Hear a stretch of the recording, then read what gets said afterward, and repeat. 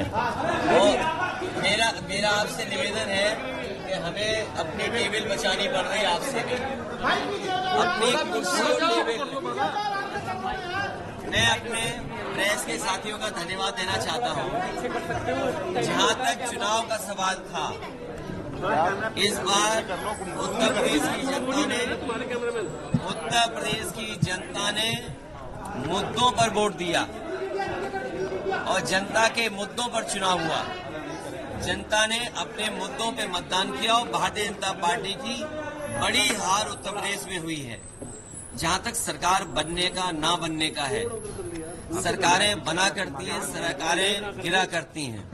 सरकार में बहुमत नहीं हो तो बहुत लोगों को खुश कर करके सरकार बनानी होती है। मुझे लगता है ये खुश करने की जो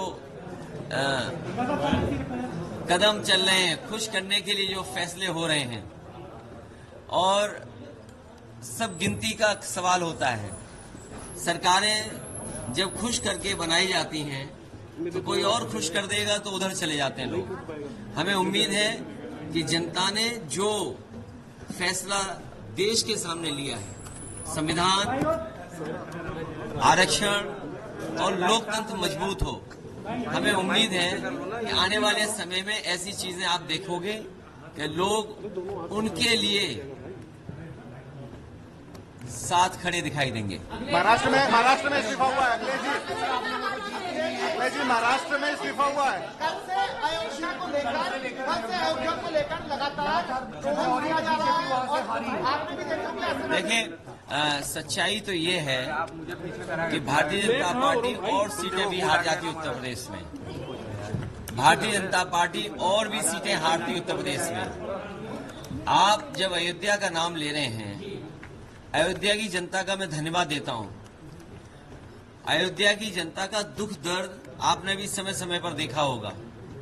उन्हें जो उम्मीद थी वहां की जनता को, जिस तरह के सरकार का कामकाज था, लोगों को मुआवजा नहीं दिया सही जमीन का, लोगों के साथ अन्याय किया, आपने मार्केट की कीमत से जमीनें नहीं ली उनकी।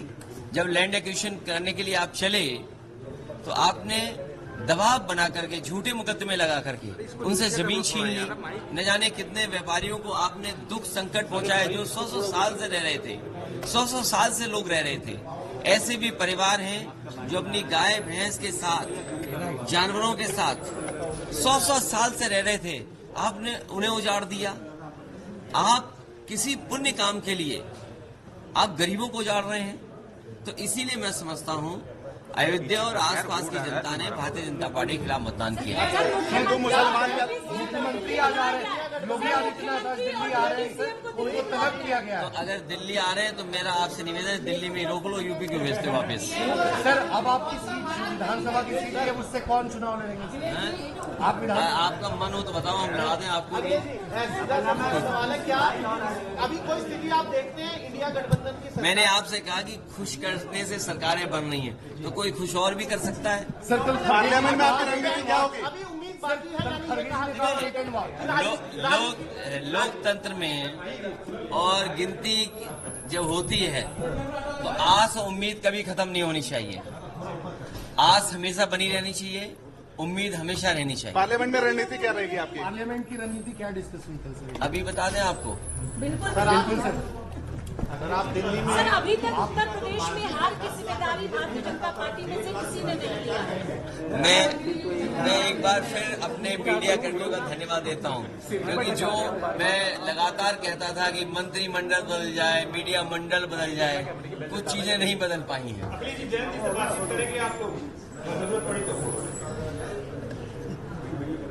नौकरी का सवाल पे क्या देखते हैं? हिंदू मुसलमान मैं नौकरी, समझता हूं अग्निवीर व्यवस्था तुरंत खत्म होनी चाहिए। सरकार को स्वीकार करना चाहिए कि उनकी गलती है कि उन्हें अग्निवीर जैसी व्यवस्था नहीं लानी चाहिए। आपको लगता है हिंदू मुसलमान न केवल अग्निवीर व्यवस्था खत्म होनी चाहिए, बल्कि बहुत से नौजवान जिनको रोजगार नहीं मिल पाया, फौज में जाना चाहते थे, उन्हें उम्र की छूट भी देनी चाहिए। हिंदू मुसलमान करके सरकार बनाने में लगी है, एनडीए सरकार बनाने में लगी है और शपथ की बात हो रही है, 8 तारीख को शपथ हो जाएगी। 7 तारीख को राष्ट्रपति ने समय ले लिया। तो अच्छी बात है, वो तो गिनती है, गिनती जिसके पास होगी राष्ट्रपति उसी को शपथ में बुलाएंगे, फिर गिनती बदल जाएगी, फिर कोई और शपथ देगा। ये क्या बात है? ये तो शपथ चलती रहती है।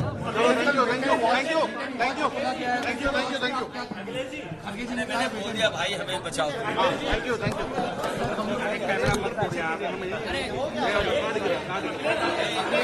सर वेट एंड वॉच पे क्या करेंगे?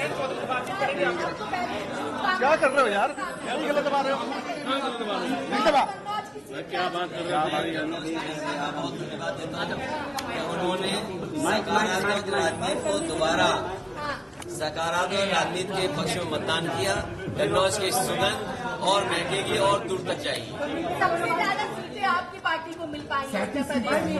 पूरा लदे हुए हो हम पे। मैं जनता का धन्यवाद। नेताजी की अनुपस्थित में आपने रिकॉर्ड जीत हासिल की, उनको किस तरीके से याद कर रहे हैं? पहला चुनाव लोकसभा। नेताजी रहते तो हमारे आपके लिए सब के लिए खुशी की बात होती है, लेकिन कुछ चीजों पे बस किसी का नहीं चलता है। लेकिन जहाँ कहीं भी नेताजी रहे होंगे या होंगे, उन्हें अच्छा लग रहा होगा कि समाजवादियों ने आज उत्तर प्रदेश में बहुत सीटें जीती। पीडीएफ में कौन चला? आपने पहले दिन से लेकर आज चुनाव के आखिरी दिन तक पीडीएफ फैक्टर कहा, आपको लग रहा है वही की फैक्टर भी बना? देखिए, पीडीए की लड़ाई बड़ी है और पीडीए के लिए लोगों को जागरूक करना, पीडीए आंदोलन के लिए लोगों को जोड़ना, पीडीए के तमाम सवाल हैं उनका जवाब सरकार से मांगना। मान लीजिए सबसे प्रतिष्ठित यूनिवर्सिटी जेएनयू है, क्या पीडीए परिवार वहाँ 15% से भी ज्यादा है? क्या 15% से भी ज्यादा है वहाँ पर? मान लीजिए और प्रतिष्ठित इंस्टीट्यूशंस के उसमें पीडीए परिवार के लोग कितने हैं? तो पीडीए की जीत जरूर हुई आज यूपी में, लेकिन पीडीए को लेकर के लड़ाई जो लड़ी जा रही है वो लंबी लड़ाई है। जो बाबा साहब भीमराव अम्बेडकर जी लड़ते थे, डॉक्टर रामानंद लोहिया जी ने जो अपने जीवन पर लड़ने का काम किया, नेताजी ने रास्ता हम लोग को दिखाया है, उस रास्ते में लगातार हम लोग चले।